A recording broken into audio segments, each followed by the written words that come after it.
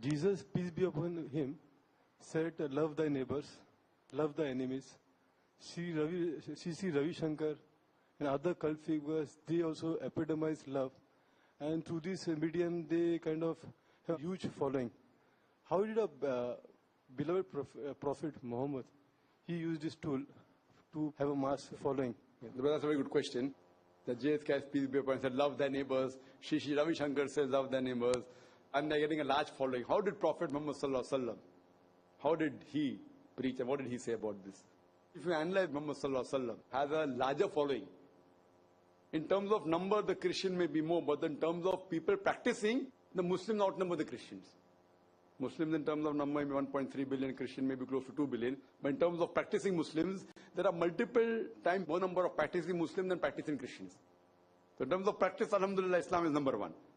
Coming to the question that in the teaching of Jesus Christ, peace be upon him, he did say love your neighbor, I'm not against it. Even Sri Ravi Shankar says that.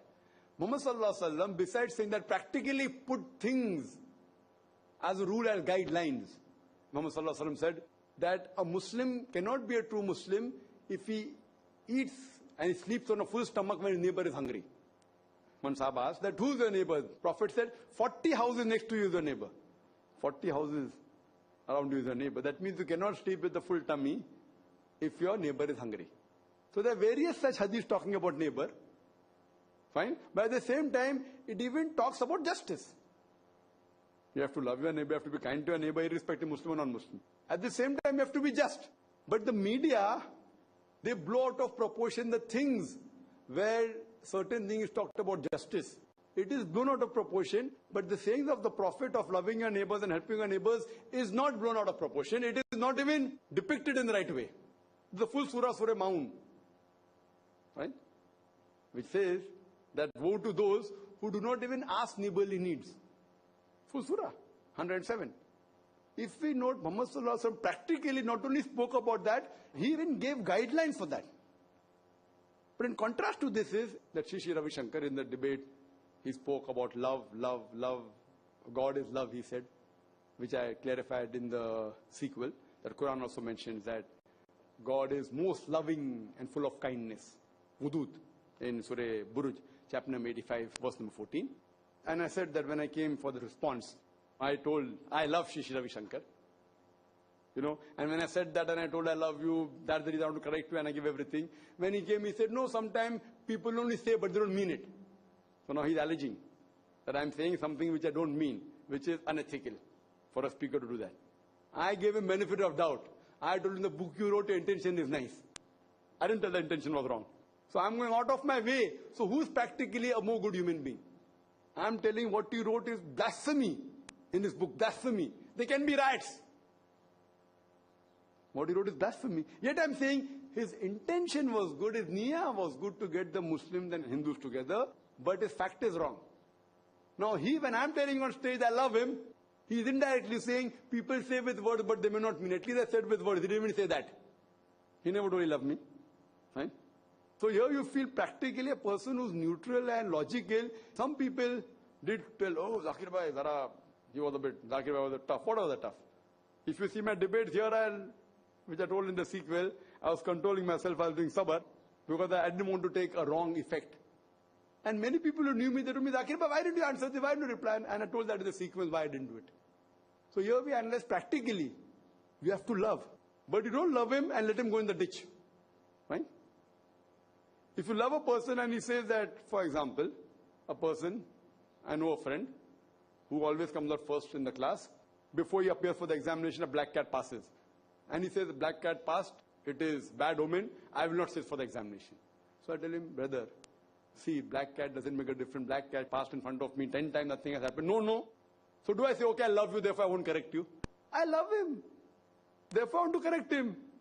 The black cat doesn't make a difference. That doesn't mean I love him and let him go. So therefore, because I love Sri Ravi Shankar, I want him to go in Jannah in the next life.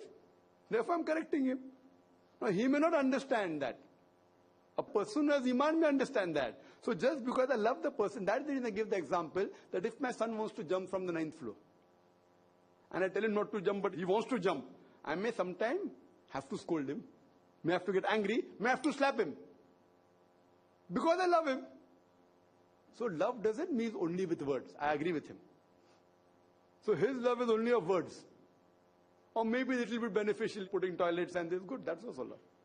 So Islam says that is important, but akhirah is the most important. So here we realize what the Prophet talked about is practical love. That's the reason zakat is fard. To help the poor people, etc. So if you overall see the views and the fundamentals of Islam, it is the most human. What the media does, they pick up certain things out of context and they blow it out of proportion. Which is there in Islam and not in other religions. Fine, like the law for blasphemy in Islam is, if anyone wages a war against Allah and His Rasul, in Surah Ma'idah chapter number 5 verse number 33, that if you wage a war against Allah or His Rasul or do blasphemy, either you execute him or crucify him or chop off opposite hands and limbs or exile. 4 options. You may say, oh, it is terrorist. What terrorist? Why? Because if I ask a person that now someone speaks against your wife, speaks against your mother, abuses her, what will you do? Oh, I will bang him, I will break his neck. I said, why? For us Muslims, Allah and His Rasul is more dearer, more loving than our own mother and father and wife. So when someone abuses your mother, you want to get angry? Fine. Someone lays a false allegation, you want to hit him? Why? That is freedom. Here in Islam, Prophet said, if a person does not love Allah and His Rasul more than his mother, more than his father, more than his wife, more than his children, he's not a true Muslim. So when someone abuses your mother and defames your mother, you want to fight, you want to sue, you want to get angry, you want to bash him. So in Islam, our Prophet is more lovable to us than our parents and our wives. Which they may not find their Prophet more loving, that's their problem. Logically, if you analyze, Islam is the most human religion. It is the most loving religion. We only don't love the person who robs, we also want to love the person who's being robbed. And I gave the example in the sequel, that the person who robs is really hand to mouth and doesn't have something to eat, the government is at fault. But if he robs for luxury, then he should be punished. But how to reply is important. Unfortunately, we Muslims aren't able to turn the tables over. When we turn the tables over in the right context and give the reasoning, inshallah, the world will agree that Islam is the best religion, that it is the most loving religion, loving and a just religion for the whole humanity, not only for selected few. Hope that answers the question. Yes, brother. One model